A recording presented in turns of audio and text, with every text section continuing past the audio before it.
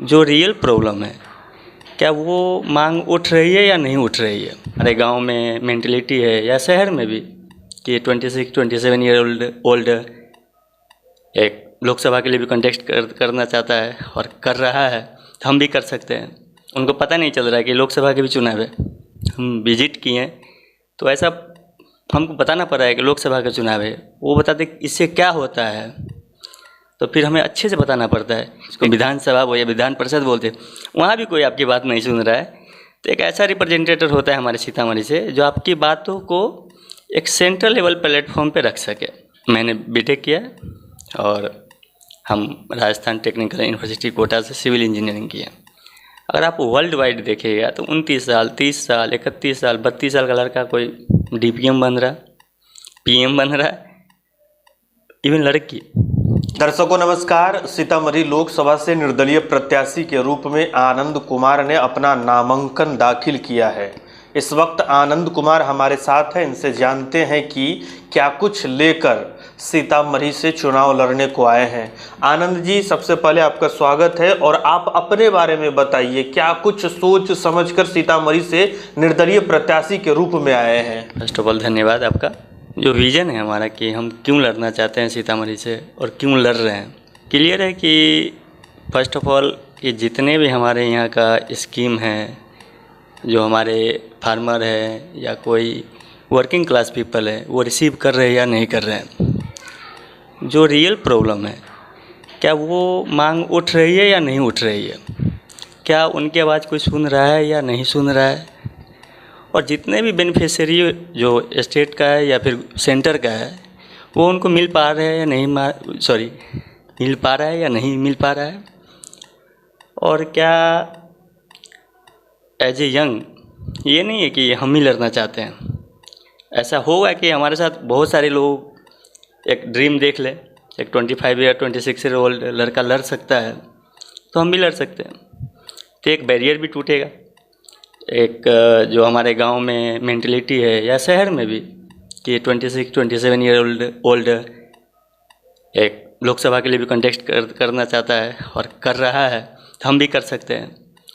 और जो भी लोग मेन स्ट्रीम में नहीं है, जो इंडियन गवर्नमेंट या स्टेट गवर्नमेंट के अंदर, हमारे यहाँ बहुत सारे ऐसे लोग हैं जो मेन स्ट्रीम में ही नहीं है, उनको पता नहीं चल रहा है कि लोकसभा के भी चुनाव है। हम विजिट किए तो ऐसा हमको बताना पड़ा है कि लोकसभा का चुनाव है, वो बताते इससे क्या होता है, तो फिर हमें अच्छे से बताना पड़ता है। एक रिप्रेजेंटेटिव होते हैं हमारे शहर से जो सेंट्रल लेवल में आपकी बात को रखेंगे। आपका कोई भी प्रॉब्लम है तो आपको आपकी बात सेंट्रल लेवल के सेंट्रल एक प्लेटफॉर्म है जिनको हम पार्लियामेंट बोलते हैं, वहाँ पे आपकी आवाज़ को रखी जाएगी। अगर आपका आवाज़ कोई डिस्ट्रिक्ट में नहीं सुन रहा है या जो हमारे बिहार का जो एक प्लेटफॉर्म है जिसको विधानसभा वो या विधान परिषद बोलते हैं, वहाँ भी कोई आपकी बात नहीं सुन रहा है, तो एक ऐसा रिप्रेजेंटेटिव होता है हमारे सीतामढ़ी से जो आपकी बातों को एक सेंट्रल लेवल प्लेटफॉर्म पे रख सके। आप अपने बारे में बताइए, कहाँ से पढ़े हैं और फिलहाल क्या कर रहे हैं, विवाहित है या अविवाहित है। इस उम्र में लड़के आमतौर पर मौज काटते हैं और आप कहाँ संसदीय का चुनाव लड़ने चले हैं। मैंने बीटेक किया और हम राजस्थान टेक्निकल यूनिवर्सिटी कोटा से सिविल इंजीनियरिंग किया। हमारा कॉलेज सीकर में है और हम प्राइवेट जॉब करते थे हैदराबाद में और सिविल सर्विस का प्रिपरेशन कर रहे थे पटना में। हमें नहीं लगता कि इस उम्र में, आजकल तो सभी मेहनत करने लगे हैं। हम वो भी देखें कि एक लड़का जॉब के लिए भटक भी रहा है, एक जॉब के लिए स्ट्रगल भी कर रहा है, और जो वहाँ पे एजुकेशन है वह जो सिविल सर्विस का प्रिपरेशन कर रहे हैं सारे मेहनत कर रहे हैं। वहाँ पे अगर आप 1 दिन 2 दिन नहीं पढ़िएगा तो मालूम पड़ेगा नहीं, आपको लगेगा 24 घंटे 48 घंटे आपको लगेगा कि 48 घंटे नहीं पढ़े हैं, आपको फिर कोई आपसे 48 नंबर आगे चला जाएगा। अब जो मौज मस्ती कर रहे हैं सबको स्ट्रगल करना ही पड़ेगा। कर लीजिए, अभी कर रहे हैं, फिर 1-2 साल बाद उनको भी हिट करेगा कि ठीक है पीछे गलत कर दिए, आगे सही कर लेंगे। तो कोई मौज मस्ती कितना दिन चलेगा, किसी का भी, चाहे किसी भी फैमिली से कोई भी आए, मौज मस्ती अभी उनका तत्काल चल रहा है तो ठीक है, नहीं चल रहा है तो कोई बात नहीं, और नहीं चल रहा है ठीक, लेकिन बाद में तो उनको भी स्ट्रगल करना ही पड़ेगा। आमतौर पर लोग निचले स्तर से शुरुआत करते हैं, वार्ड मुखिया, समिति, जिला परिषद, विधायकी, इतना बड़ा क्षेत्र है। आपको भी पता है कि राह आसान नहीं है, फिर भी एफर्ट लगाए जा रहे हैं। आप सांसदीय की बात करते हैं, जो पार्लियामेंट्री मेंबर का अपने भारत देश का एक 25 साल का लड़का प्रधानमंत्री भी बन सकता है, ये आप भी जानते हैं। अगर आप वर्ल्ड वाइड देखिएगा तो 29 साल, 30 साल, 31 साल, 32 साल का लड़का कोई डीपीएम बन रहा, पीएम बन रहा है। इवन लड़की कहीं कहीं बड़े बड़े जो इंटरनेशनल लेवल ऑर्गेनाइजेशन है, कोई लड़की हेड कर रही है, किसी कोई डायरेक्टर वहाँ गई, मतलब कोई ऐसे इंस्टीट्यूशन है जहाँ पे लड़की डायरेक्टर हेड कर रही है। ज़्यादा एज नहीं है, 30, 31, 28, 29 सभी का। जब प्रधानमंत्री बनने के लिए 25 ईयर काफ़ी है, तो हम मेंबर ऑफ पार्लियामेंट के लिए 25 ईयर काफ़ी है, तो उन्हीं में से कोई एक प्रधानमंत्री बनेगा। ऑब्वियस सी बात है, 543 मेंबर में से कोई एक प्रधानमंत्री बनेंगे।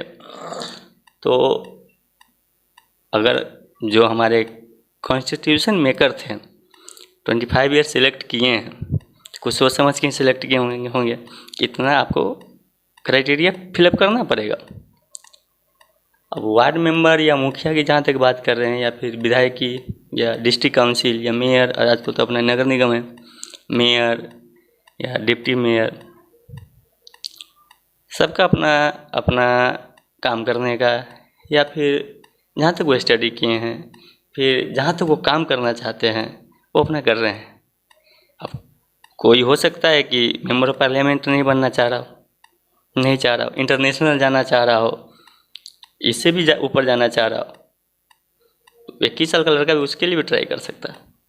अगर जो उसका एज है उसके लिए वो बस क्राइटेरिया को फिलअप कर दे किसी एज में भी। जैसे मुखिया के लिए या वार्ड मेंबर के लिए शायद 21 साल है, मैं अगर सही हूँ तो 21 साल है। तो लेकिन उसमें तो भी 40-50 साल के एज वाले लड़ते हैं, 60 साल के एज वाले भी लड़ते हैं। ऐसा नहीं है कि उनमें कॉन्फिडेंस नहीं है, चाहे 25 साल का लड़का में कॉन्फिडेंस है, ऐसा नहीं है। जिनको जहाँ तक अपना कैपेबिलिटी दिखता है, कॉन्फिडेंस एक अलग चीज़ होता है। जिनको जहाँ तक अपना काम करने का कैपेबिलिटी दिखता है, या जाने का कैपेबिलिटी दिखता है, या फिर रीच है उनका, जहाँ तक सबके लिए रास्ता खुला हुआ है। एक मुखिया जी, आजकल लड़की भी बहुत, एक शिवर का मैंने न्यूज़ सुना था जहाँ 21 ईयर ओल्ड एक लड़की मुखिया बनी है। तो ये वहीं तक तो लिमिट नहीं रहेगा ना, उसके लिए रास्ता खुल गया। अगर हाँ वो लड़की अगर 20 मुखिया तक खुद को लिमिट कर ले तो अलग बात है, लिमिट तो लगाना नहीं है। अब जो 40 या 55 ईयर ओल्ड अगर कोई मुखिया जी चुनाव लड़ रहे हैं, इसका मतलब वो लिमिट लगा रहे हैं अपने ऊपर। अगर हम लिमिट को खोले तो हम लोग डेमोक्रेटिक कंट्री हैं, हमारे लिए सारे रास्ते खोले, बस खुले हुए हैं। अगर हम मेहनत करें सही डायरेक्शन में तो हम उसको रीच कर पाएंगे। सीतामढ़ी में जो समस्याएं है उस पर आपकी अध्ययन क्या है? आपने क्या कुछ पढ़ा है उसके बारे में, क्या कुछ जाना है? हमें सबसे बड़ा प्रॉब्लम इन्वायरमेंटल इशू दिखा है। वेजिटेशन साइकिल पूरा चेंज हो गया है, प्रोडक्शन लिमिट कम हो गया है, रिवर इकोसिस्टम पूरा चेंज हो गया। जितना भी रिवर ब्रांचेज है या तो मर रही है या मर चुकी है। सारा रिवर फ्लो सिस्टम ही ऐसे कहिए तो ख़त्म ही हो चुका है। Day by day water table नीचे जा रहा है। इतने सारे मीटिंग होते हैं इंटरनेशनल लेवल पे या नेशनल लेवल पे, मिनिस्टर लोग हमारे बात करते हैं, उधर का जो डिग्निफाइड मेंबर होती है उनका वो भी बात करते हैं। हमेशा वार्निंग दे रहे हैं कोस्टल एरिया को, और क्या क्या क्लाइमेट से हमें इम्पैक्ट पड़ सकता है, ह्यूमन को, वेजिटेशन को, और जितने भी लिविंग हुड है, इवन एनिमल। हम लोग इस पृथ्वी पे नंबर ऑफ स्पेसीज है, we are one of them. तो प्लान हम ह्यूमन बनाते हैं, लेकिन सिर्फ ह्यूमन के लिए नहीं बनाते हैं ना, सारे स्पेसीज के लिए बनाते हैं। अगर कोई स्पेसीज ख़त्म हो रहा है तो हम उसके लिए एक प्लान बनाते हैं, तो उसको संरक्षण बोलते हैं ना, कि उसको प्रिजर्व किया जाए। मतलब उसके लिए एक अलग सा कमेटी बनाते हैं इसको बचाव के लिए, कि ये इंस्ट्रक्शन में आ गया है और इसका मतलब हमारे बायोडाइवर्सिटी के लिए ज़रूरी है। कोई पक्षी हो गया या कोई बड़े एनिमल कोई भी टाइप का स्पेसीज अगर वो अपना अस्तित्व खो रहा होता है तो कमेटी बनाई जाती है कि इसको बचाया जाए। और even high court, supreme court भी इस पे बहुत सारे गवर्नमेंट को बहुत सारे फटकार लगाती हैं कि आप लोग कर क्या रहे हैं, आपका मेंबर क्या कर रहा है, सारे स्पेसीज खत्म हो जा रहे हैं, क्यों नहीं क्लाइमेट पे ज़्यादा बात हो रहा है। अगर बायोडाइवर्सिटी नहीं रहे और हम जितना है सिर्फ ह्यूमन ही इस पृथ्वी पे नहीं रह सकता है। अगर सिर्फ ह्यूमन अगर पृथ्वी पे सर्वाइव ही नहीं कर सकता, हर चीज़ एक दूसरे से कनेक्ट है, तो इन सब के बचाव के लिए एक member of parliament, even bureaucrat भी या कोई भी लेजिस्लेटिव एग्जीक्यूटिव एंड जुडिशरी, सभी की नज़र होती है कि क्या गवर्नेंस सही चल रहा है या नहीं चल रहा। सीतामढ़ी की बात जहाँ तक, वहाँ का गवर्नेंस सिस्टम कैसा, क्या उतना स्मूथली चल रहा है या नहीं चल रहा है, क्या जितने सारे स्टेट का स्कीम है या फिर यूनियन का स्कीम है या कोई पर्सनल स्कीम है जो मतलब एक कैटेगराइज करके बनाया जाता है कि जैसे हम लोग सीतामढ़ी एस्पायरेशनल डिस्ट्रिक्ट में, इसका मतलब है हम लोग को फंडिंग ज़्यादा मिलेगा। वी आर द लोअर, मतलब कि low income district where number of children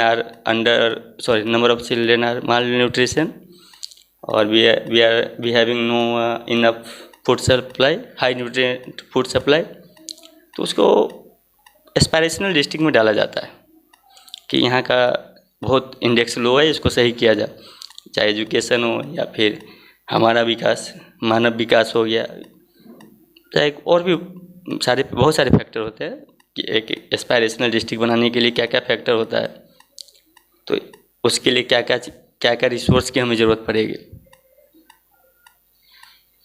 ये क्या जो भी रिसोर्स दिया गया क्या उसका सही से यूटिलाइजेशन हो रहा है या नहीं हो रहा है। अगर हम ब्लॉक की बात करें तो बरगिनिया ब्लॉक को एस्पायरेशनल ब्लॉक में रखा गया। टोटल 500 ब्लॉक सेलेक्ट हुआ है नीति आयोग द्वारा, जिसमें बरगिनिया is one of them.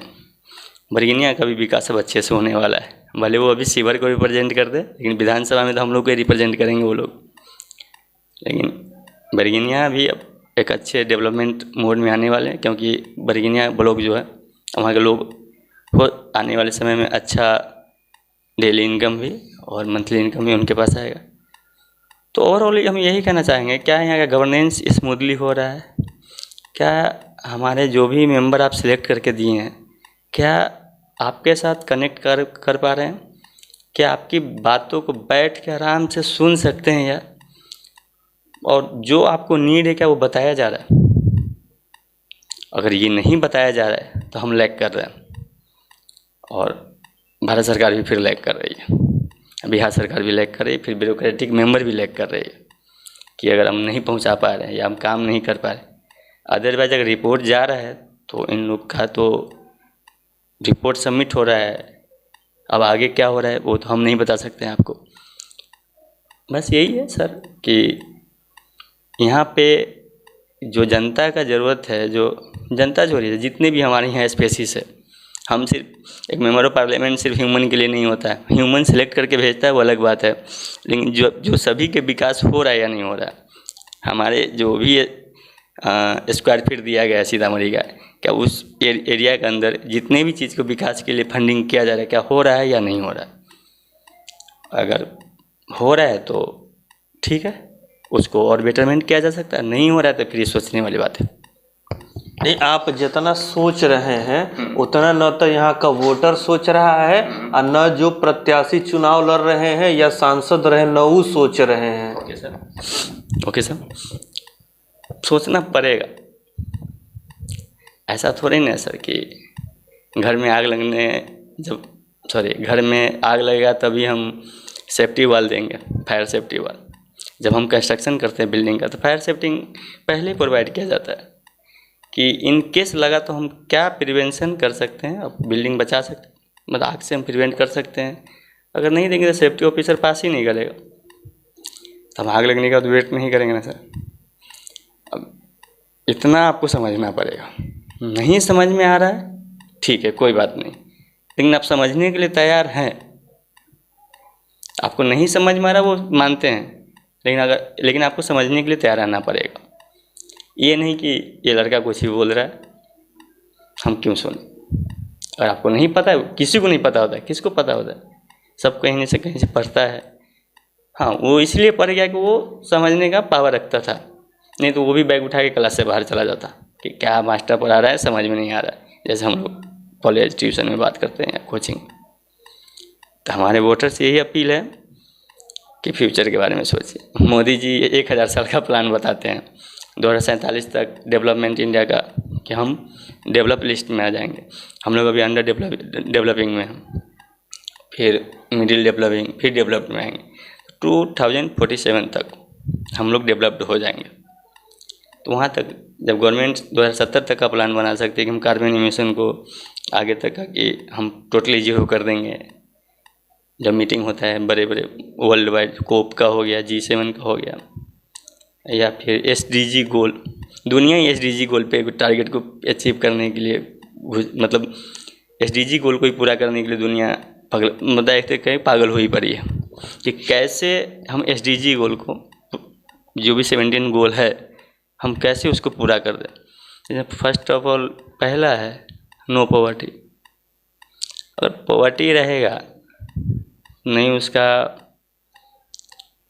Hunger भी नहीं हो पाएगा, नहीं हेल्थ हो पाएगा, नहीं क्वालिटी ऑफ एजुकेशन हो पाएगा।